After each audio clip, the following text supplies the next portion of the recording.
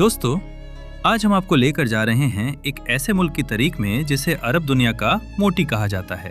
एक ऐसी सरजमीन जो समंदरों के बीच अपनी बहादुरी, तिजारत, तहजीब और इस्तकामत की वजह से दुनिया भर में पहचानी गई।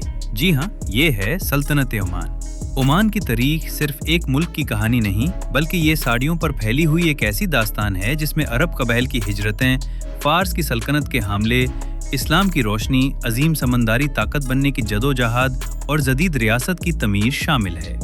ओमान की सरजमीन दुनिया की कदीम तरीन तहजीबों में से एक है। आसर कदीमा से पता चलता है कि यहाँ 5000 कबल मसीह से इंसानी अवधियाँ मौजूद थे। उस वक्त लोग मवेशी पालते थे, खजूरों के बाग लगाते थे और सबसे इम्पोर्टेंट बात ये कि यहाँ के पहाड़ों से तंबा, कॉपर निकाला जाता था। इसी वजह से ओमान को दुनिया की पहली कॉपर माइनिंग सोसाइटी माना जाता है। उस दौर में ओमान का समंदर और साहिल बहुत इम्पोर्टेंट थे। यहाँ से लोग हिंदुस्तान, मेसोपोटामिया यानी आज का इराक और फर्स तक तिजारत करते थे। ओमानी मल्लाह अपने लंबे लंबे जहाज़ों के जरिए अरब दुनिया के मशहूर ताजिर कहलाए। लेकिन क्योंकि ओमान की सरजमीन तिजारती रास्तों के दरमियान थी, इसलिए ये हमेशा बड़ी सल्तनतों का निशाना बना। 6वीं सदी कबल मसीह में फर्स की अखामेनीद एम्पायर ने यहाँ कब्जा कर लिया। बाद में ससानिया सल्तनत भी बार बार ओमान पर कब्ज रही, लेकिन ओमानी लोग कभी मुकम्मल तौर पर गुलाम नहीं बनाए। पहरों में आबाद कबाइल हमेशा आज़ादी के लिए जंग लड़ते रहे।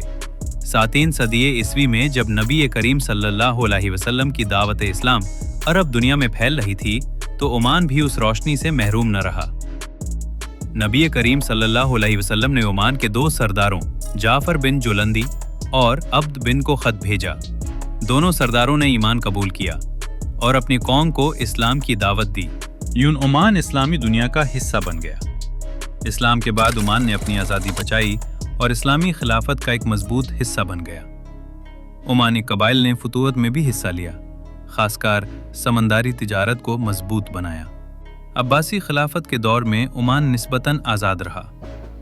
यहाँ इबादी इस्लाम को मरकाजी हसीयत हासिल हुई, जो आज भी ओमान का सबसे बड़ा फ़िरका है।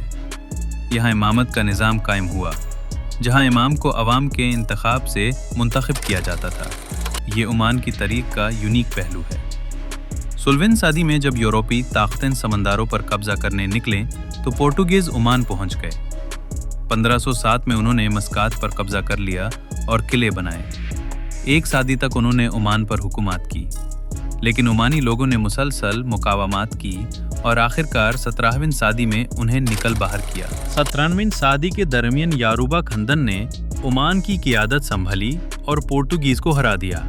इस दौर में ओमान फिर से आज़ाद हुआ और एक बारी समंदरी ताकत के तौर पर उभर कर सामने आया।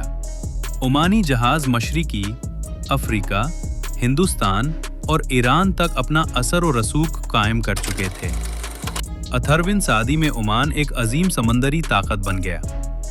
ज़ांज़िबार, मंबासा और केनिया के साहिल ओमान के ज़ेरे तसल्लुत आ गए। इसी दौर में ओमान को अरब दुनिया की नेवल पावर कहा जाने लगा। 18वीं सदी के आखिर और 19वीं सदी के आगाज में यूरोपी ताकतें, खासकर बरतानिया, ओमान में ज़्यादा सरगर्म हो गईं। ओमान को अपनी आज़ादी बरकरार रखने के लिए उनके साथ मुआहदे करने पड़े। ये तल्लुक कई दहाइयों तक रहा और ओमान की सियासत और मुआशियत पर गहरा असर डाला। 1970 ओमान की तारीख का सबसे इम्पोर्टेंट मोड़ था। उस वक्त सुल्तान काबूस बिन सईद ने अपने वालिद सुल्तान सईद बिन तैमूर से ताज और तख्त ले लिया। उस वक्त ओमान गरीबी, पसमानदगी और सख्त पाबंदियों में झकरा हुआ था। सुल्तान काबूस ने मुल्क को खोला और दुनिया में लाना शुरू किया। ओमान को एक मॉडर्न, खुशहाल रियासत में तब्दील कर दिया। उनके दौर में तालीम आम हुई, हजारों स्कूल्स बने, सेहत की सहूलियत में बेहतरी, हॉस्पिटल्स और क्लिनिक्स खुले, रोड्स, पोर्ट्स, एयरपोर्ट्स और इंफ्रास्ट्रक्चर तमीर हुआ, फौज को मॉडर्न बनाया गया। ओमान की फॉरेन पॉलिसी हमेशा न्यूट्रल रही। ईरान और अमेरिका के दरमियान गुफ्तगू में ओमान ने ब्रिज का किरदार अदा किया।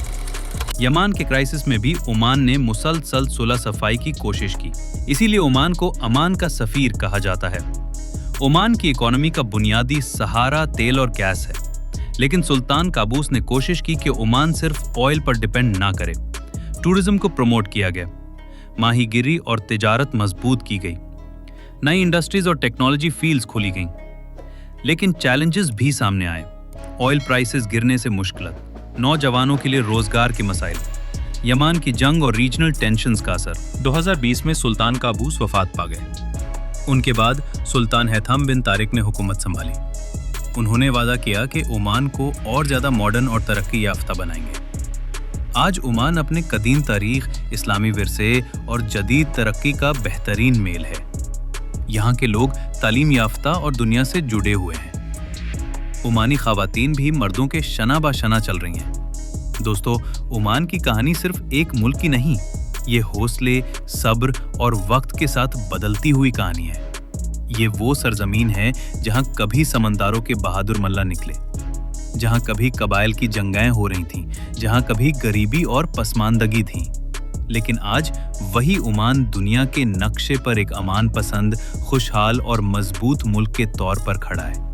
सोचिए, अगर ओमान जैसा छोटा सा मुल्क अपने हालात बदल सकता है, तो हम सब भी अपनी जिंदगियां और अपने मुआशरे बदल सकते हैं। ये कहानी हमें ये सबक देती है कि वक्त कभी एक जैसा नहीं रहता।